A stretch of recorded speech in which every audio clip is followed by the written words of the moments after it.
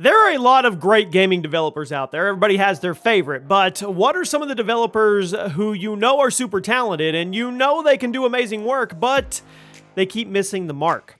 Welcome to ChaosGaming. Today we're going to be checking out some really good gaming developers who just keep getting it wrong. You let me know which of these studios is your favorite. Drop a like. Make sure you're following the page with all those notifications on. We're going to start off with Crystal Dynamics. Now, CD has had some extremely acclaimed games under their belt, but they've also had some pretty serious stinkers. You guys probably know Crystal Dynamics for being the team behind the rebooted Tomb Raider series, but did you know they're also behind some of the better Tomb Raider games from the late 2000s? Tomb Raider Legend, Tomb Raider Underworld, but did you also know? Do you know what else they made? The 2020 Avengers game. Some would also argue that their later Tomb Raider games didn't live up to the high expectations set by the 2013 reboot, but I'm going to let you guys be the judge of that. Crystal Dynamics is certainly a super talented studio, but I worry if they're maybe being a little overworked. Hopefully, they can get their shine back in full force on their next title. Next up, Gearbox. Let me know what you think about Gearbox in the comments section. They've been in the industry for a long time, and they're one of the big FPS developers, well, they were during the 90s and the 2000s. You know them best for Borderlands 1 and 2, but they first came to prominence by developing multiple expansions for the original Half-Life game, and they were also in charge of the extremely underrated Brothers in Arms franchise. Now, they've had some good ones, but they're no stranger to bad ones. They gave us Duke Nukem Forever in 2011, Aliens Colonial Marines in 2013, Battleborn in 2016, and then depending on who you ask, Borderlands 3 was either a worthy successor or a massive disappointment. Gearbox has had a passionate team of extremely talented individuals, but their history is inconsistent. They're either at the top or some of the worst games of all time. So we'll have to see what they bring to the table next time. Moving right along. MachineGames. Now, this is a relatively new studio who came out of the gate swinging, but has since struggled to find their footing. The first game they ever released was the excellent Wolfenstein: The New Order in 2014, and they followed that up with The Old Blood in 2015, which focused less on the detailed storytelling and more on the pure combat, which was good. MachineGames pretty much single-handedly revived that franchise as we know it, but their slippery downward slope began in 2017. Many gamers saw Wolfenstein 2 as a huge step backwards from The New Order, and in 2019, we got treated to Youngblood. MachineGames has given us some really good FPS games in the decade, and some of the worst as well. Bethesda recently announced they're going to be in charge of the upcoming Indiana Jones game, so we're going to have to wait and see if they can redeem themselves with a non-FPS game. Next up, here we go. Treyarch. Look, I love Treyarch, but it's hard to deny that they've had their ups and downs. One hand, super hot streak with World at War and then the first 3 Black Ops games. But recently, not so much. Black Ops 4 reportedly had a mess of a development cycle, which resulted in a very divisive game and an excellent Battle Royale mode that unfortunately died because of the business model. Then, there was Black Ops Cold War. Another game with some development issues, not everything they could control. I mean, a pandemic is a pandemic, and it launched with not a lot of content, and there's some issues. Now, both of these games had a very hectic development cycle, so I don't really blame Treyarch in that essence. But they're gonna have to do something if they want to bring it back to the glory days of the original Black Ops and World at War games. Next up, speaking of a giant falling from the glory days, Rare. Man, Rare is best known for games like Banjo-Kazooie, Conker's Bad Fur Day, GoldenEye, Perfect Dark, Donkey Kong Country, and a lot more that I'm probably forgetting. Absolute classics. Back in these Super Nintendo games in the N64 days, they were unstoppable.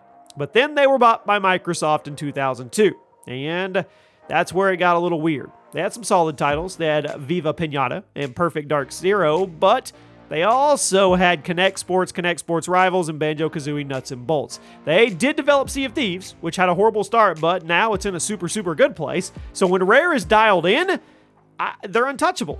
But when they're being forced to rush stuff out, well, it ends up pretty much exactly how you'd expect it to. And I guess you could say the same for every development studio. Number 5, BioWare. Now, this has to be one of the most confusing companies in gaming to me, because on one hand, they've made some of the best RPGs of all time.